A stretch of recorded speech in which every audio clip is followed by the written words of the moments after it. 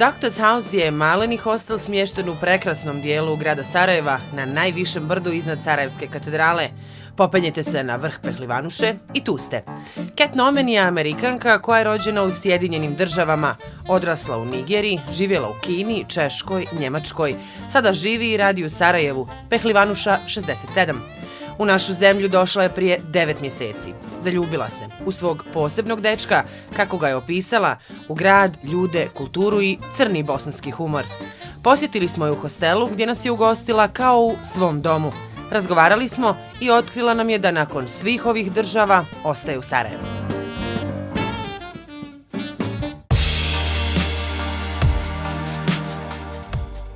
So, Kat, born in North Carolina, grew up in Nigeria, lived in the Czech Republic, Germany, and now in Sarajevo.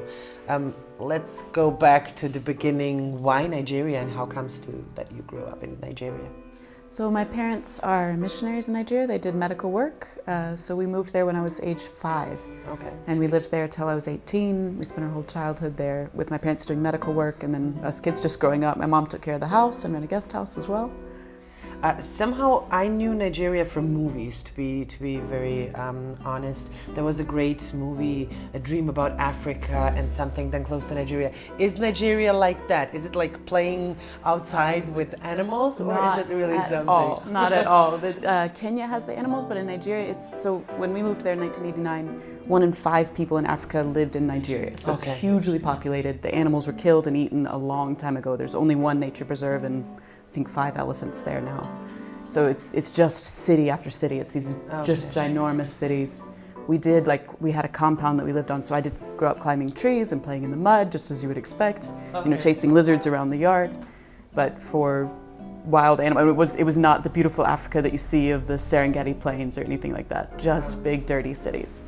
Okay, so when did you move back to the United States and why?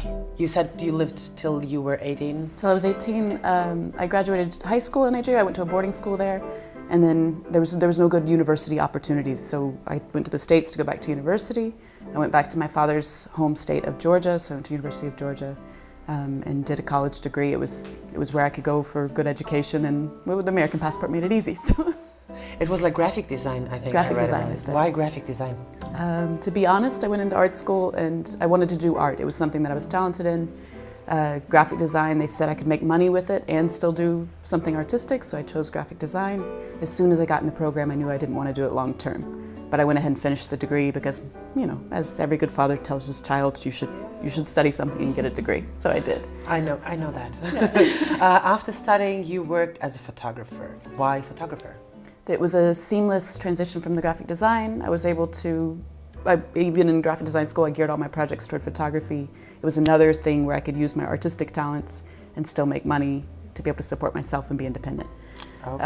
And got some cool opportunities. I actually lived underneath a famous photographer that was in Athens, Georgia at the time, so I got good opportunities to continue to assist on fashion shoots and I really learned a lot. So I interned with him and learned enough to get myself started. And I actually worked as a professional photographer for 6 years before I switched to hospitality. Okay, and in that time you traveled a lot. Where have you been? I was fortunate with the family connections and a few other things to get a lot of opportunities to travel with the photography. I did a story actually of my father's work in Liberia. We did a one-off trip there. I got to go to Russia and Berlin, Germany for part of another group. And then I did a lot of time in China. I worked with the International Schools of China and spent a year and a half actually working in China doing photography for internationals. How is China? Amazing, amazing. I studied Chinese language in university as well in addition to graphic design. Okay. And thought I was going to live there forever. Do you speak Chinese? I do speak Chinese, yeah, a little bit. Oh, say us something, please. Tell us something in Chinese. 我会说中文，都忘记了。Now the Bosnians replacing. I said I can speak Chinese, but I've now forgotten everything. I think that when I think about the Chinese language, I think this is something I could never in my life learn. Is it really so hard to learn Chinese? No, I am amazed. It is so much easier to learn than so many other languages. Reading and writing is tough, but to speak it, their grammar is so simple, as opposed to Bosnian, for example, where the grammar is absolutely impossible. You've got the paraje. I found learning Chinese so much easier than learning Bosnian so far. So how far are you with the Bosnian language? It's coming along. Polacco. 9 months, of course. You still have a lot of time. You just came. So what is the most beautiful place you've ever been to? Back to China again, probably Western China. I guess I'm somebody who likes the mountains, and that's something that attracts me to Sarajevo as well. But Western China, it's the foothills of the Himalayas. Essentially, they spill over into Western China, and it's just absolutely breathtaking with these little Tibetan villages.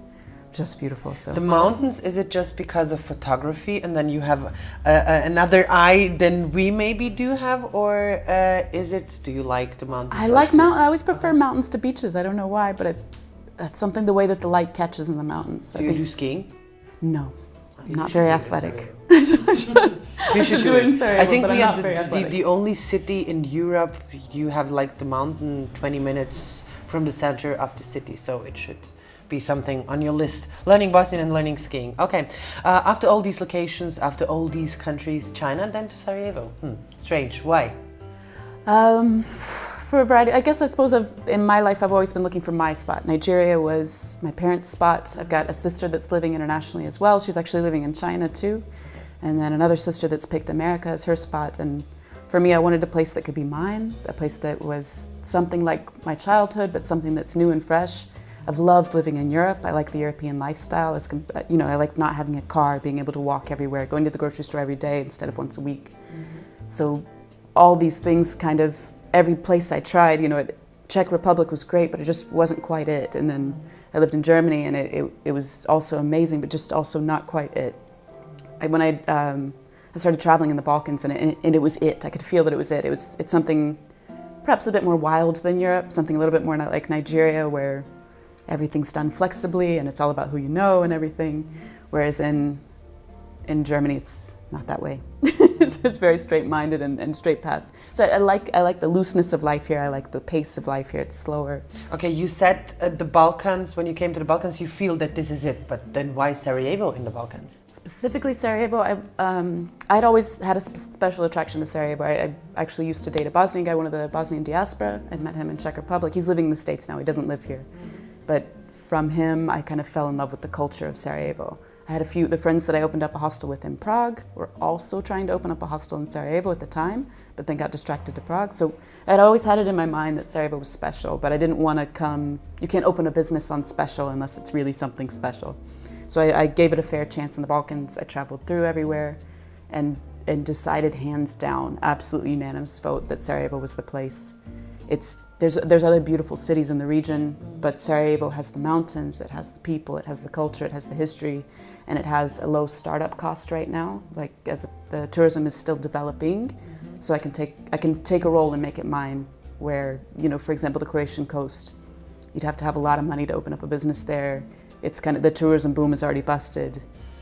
There's less opportunities for uniqueness, or maybe more, but somehow for me, Sarajevo, it was a perfect blend of everything I wanted in a place, and opportunities for business that could make it actually work financially. That's nice to hear. After photographing, you decided to work in hospitality. You said after 6 years, I think, if I remember correctly. Why and how did it happen that you switched to it and then just decided, okay, now I'm going to do hospitality? I think the whole time I've been doing them hand in hand. When we were in Nigeria, my mom ran a guest house, and I spent a lot of time helping out. But then I would also help my father documenting his medical work with photography. In high school or in university, it was about the same. Like I was doing photography, but I was also working in a coffee shop I actually managed a beer bar, and I have always liked the hospitality and the art hand in hand. So at some point I kind of looked down the path, and I realized for photography, if I was ever really going to make it, I needed to marry rich, because there's not a lot of money in photography and there's less all the time. So you decided, okay, I won't marry rich. Well, I didn't have anybody in line at the time to marry rich, so I was like, well, that's not a guarantee. I'm looking at my love life at the time. It was not a guarantee. So I thought I should take my own future in my own hands a bit more, and perhaps that's always better, I think. Yeah. And two, as you've heard, I move around quite a lot. I thought if I got into hospitality, I could trick myself into staying somewhere.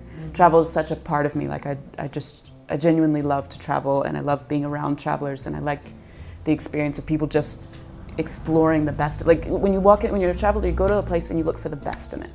And I love to live life that way, and I want to every day wake up and look for the best in places.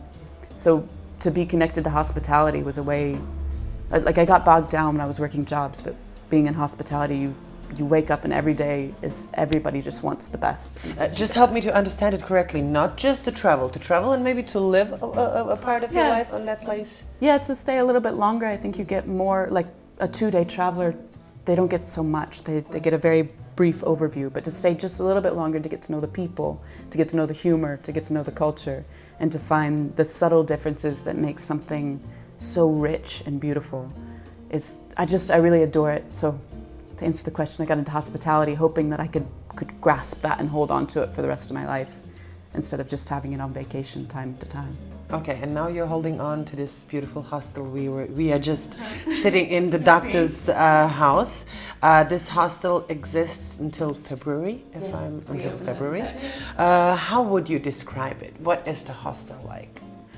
The hostel, I've tried to make it very homey. I think so far we've actually managed that through partly, with the owner of the building. He has a great design aesthetic. Everything's open and airy. People feel very comfortable in the house. We're lucky to have really great common space. So we're not just beds. We're not just rooms to sleep in.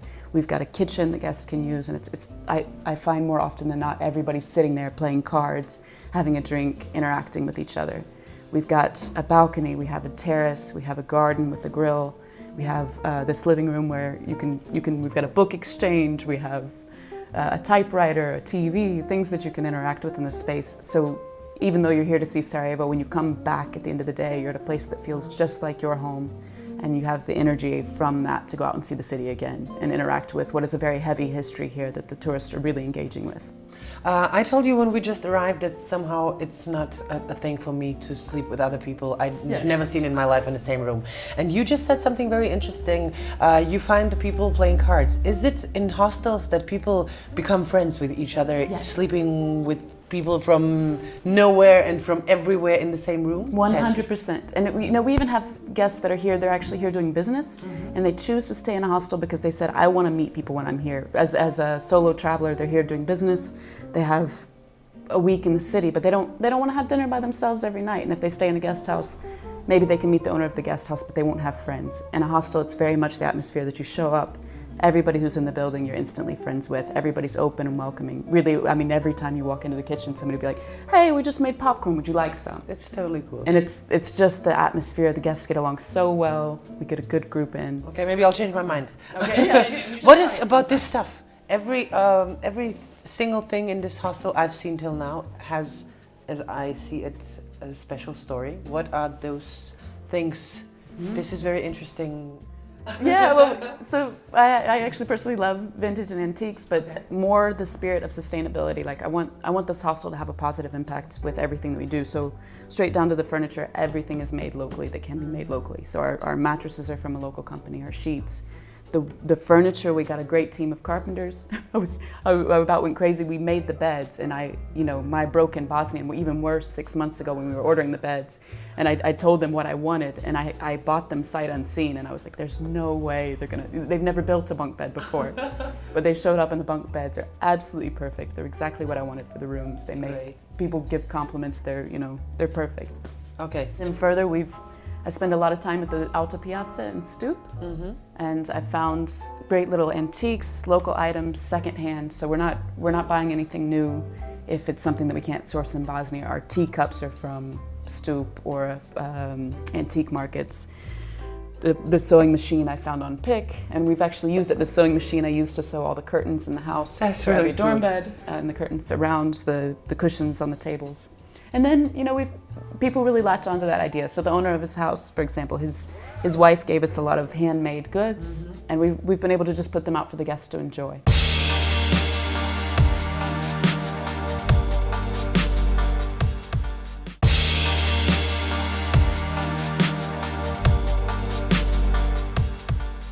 It's really totally cozy. It's really nice to be here. What is interesting about the hostel, of course there are a lot of things, but it's very interesting, the doctor's house. There is a story behind this name, right? Perhaps too big of a story, but I mentioned earlier in the interview I was dating a Bosnian guy that was diaspora, and also my father was a doctor, but he was studying medicine. And one of the reasons that we split was it was a time we needed to decide what we were doing, and he chose medicine over our relationship. So I asked him, I was like, why is this so important to you? Like, we really had something special. And he said for him, during the war, his father was a doctor. So as a child, he was about 8 when the war happened, and it really affected him a lot personally. So he said he looked, and accountants, they had to fight. If you were a banker, you had to fight. Everybody had to fight except for doctors. They were always able to continue helping people. And my father had taught me a very similar message growing up, that he said, Kat, I don't care what you do with your life. Of course, I would love you to be a doctor and follow in the family line. But he said, I don't care what you do as long as it helps people. So these ideas, I dedicated it to the idea from both of those people that no matter what you do, put yourself in the position that you're always helping people. So it's their house, it's the doctor's house, and I hope that the hostel will have a positive impact both on the travelers, the local economy, the local people, the local artists, the ones that I'm reaching out and connecting here. I don't know if it's too big of an idea for just a small hostel. I think it's totally interesting, and it's a good idea is never too big. In what way will your hostel help this country? Do you think it will? I hope so. I really hope so. Everything that we're supporting locally is local business, especially small business. I found here Bosnians have such great entrepreneurial ideas, such big resources like the local produce, the local crafts, the local traditions. If we can take our guests and connect them with this, the guests come and they're able to afford these services, and they can put their money straight to where it needs to go.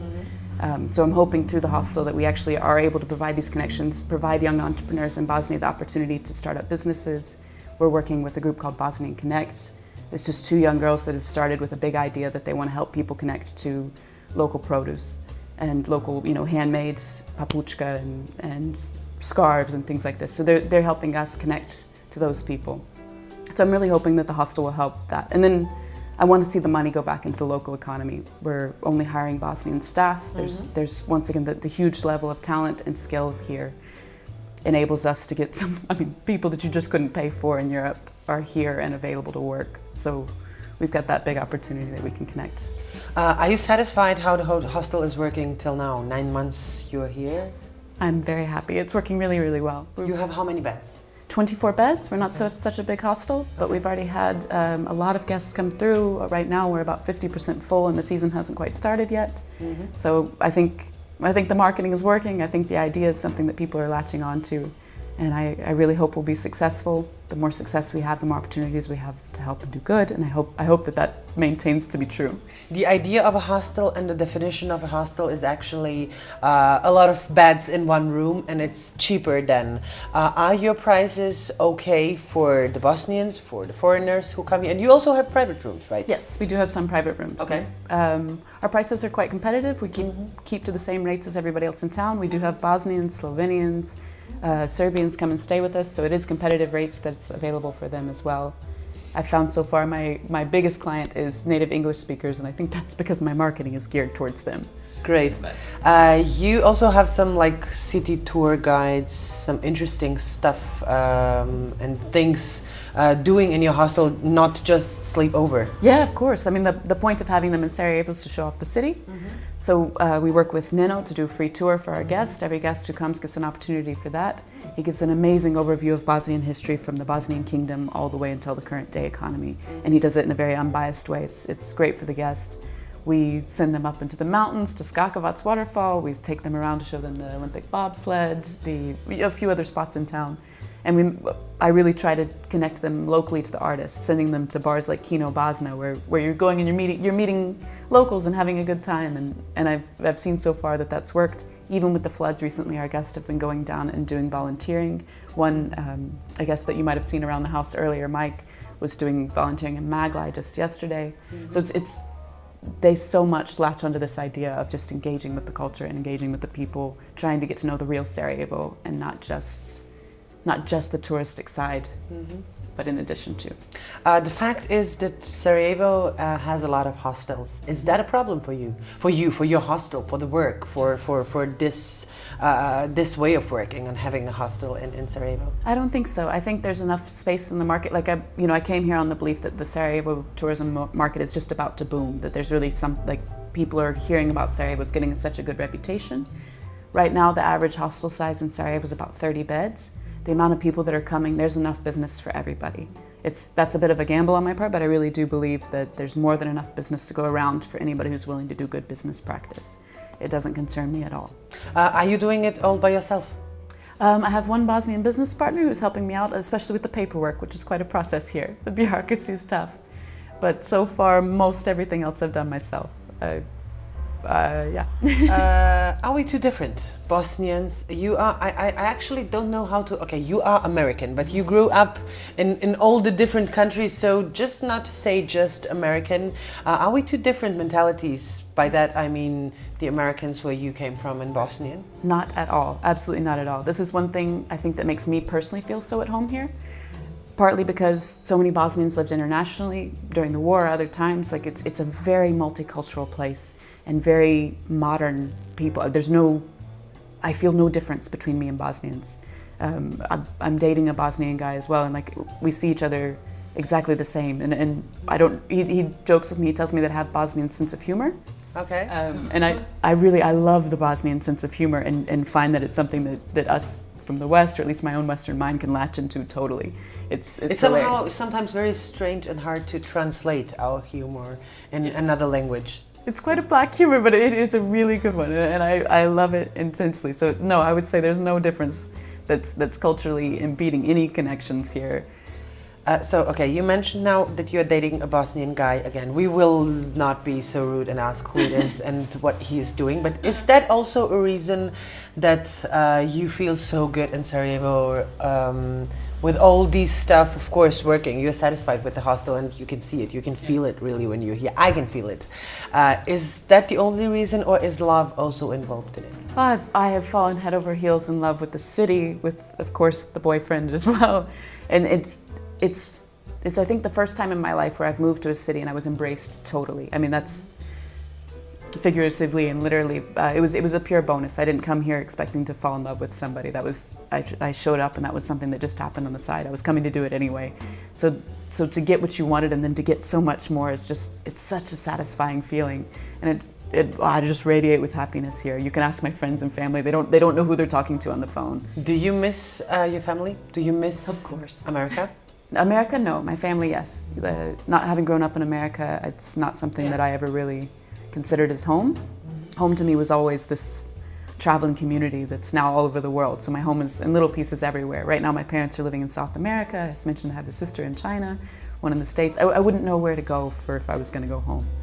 So that, no, but of course I do miss my family. We're quite close. Do they come, have they ever been to Sarajevo? Yeah, they visited. In the hostel? They visited right when we opened up, or it was even before we opened up a little bit. So they've gotten a good opportunity to see the house. My mom has contributed quite a lot. She made some pillows for us. She did some sewing too. I learned all of those talents from her, so she came and did more than I can do. Okay, and she was like, okay, I learned you well. Yeah, and they're hoping to come back and visit again too. They're really excited. They're totally supportive of the hostel. They're totally supportive of my life here, and that's a very important thing. Yes. Do you think that people today in the way of living, the world is going like really, everyone is in a rush, everything is like going in 1 second, you do 1,000 things, in 24 hours you have a lifetime. Do people count and do people still pay attention on the private life, on the emotions, on family, or is it just to earn and do just new stuff for themselves? I think in the West there's a big danger of that. Like it's getting to that pace, especially when when I'm living in Germany and other Western European places. I feel that a lot more.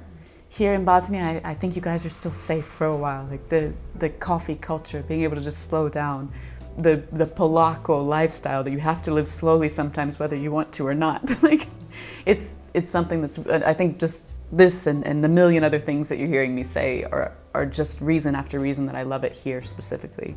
It's slow, it's comfortable, people still care about each other. Family is a very big thing in Bosnia, and that's something I connect with as well. So let's tell the people where they can find your hostel, I'm sorry, how to find it in the internet. Well, anytime you can find it on the website, of course. I've got thedoctorshousehostel.com, or on Facebook, TripAdvisor if you want to read reviews, see what the guests are saying about it.